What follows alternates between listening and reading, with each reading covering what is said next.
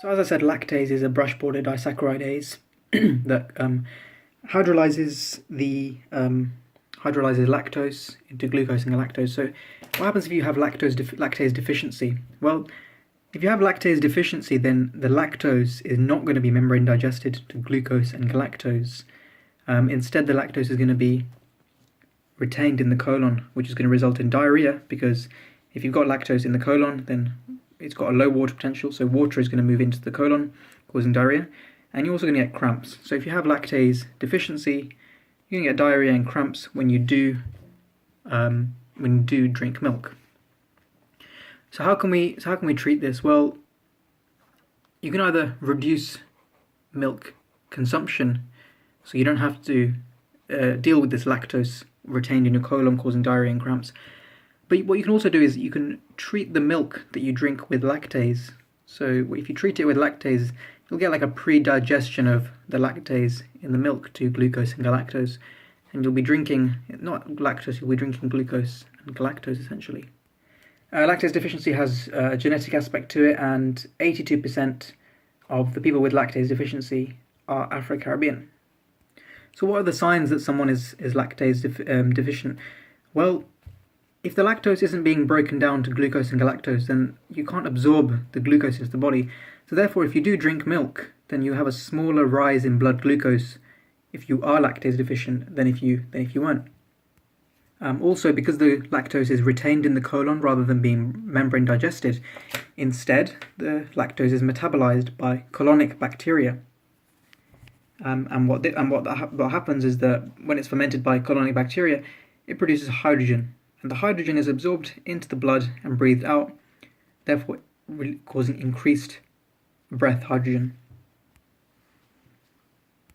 And we can summarize that here. So lactase deficiency causes diarrhea and cramps, as well as hydrogen breath and a smaller rise in blood glucose after drinking milk. And you can treat it by reducing milk consumption or having treating milk with lactase. So now that you've done the digestion of the carbohydrates by luminal digestion and then membrane digestion, and you've broken it down into glucose, galactose and fructose, which are the monosaccharides for absorption, how do you actually absorb them? Well, if you recall back to the lecture on absorption of ions in water, you'll remember that one of the ways in which sodium ions are absorbed into the body is through sodium-glucose co-transport. So that plays a part here in the absorption of glucose as well. So let's have a look at how that happens. So remember the enterocytes on the basolateral side, they have these sodium, potassium, ATPase channels. And what they do is they pump 2 potassium into the enterocyte from the basolateral side and 3 sodium out. So what this does is it creates a sodium ion gradient from the lumen into the enterocyte and out into the blood across the basolateral membrane. So the sodium ion gradient, it provides the energy, which is why this is called secondary active transport, because you're using the ATP there to create a gradient to create transport here. So this sodium gradient, what does it do? Well, it results in sodium-glucose co-transport across the apical membrane from the lumen into the enterocyte via this sodium-glucose co-transporter called SGLT1, which you'll remember from the lecture on absorption of water and ions. And then what happens is that, so as a result of this, galactose and glucose are absorbed across the apical membrane. Remember, the apical membrane is from the lumen into the enterocyte. So they're absorbed across the apical membrane by secondary active transport, right? So that's glucose and galactose.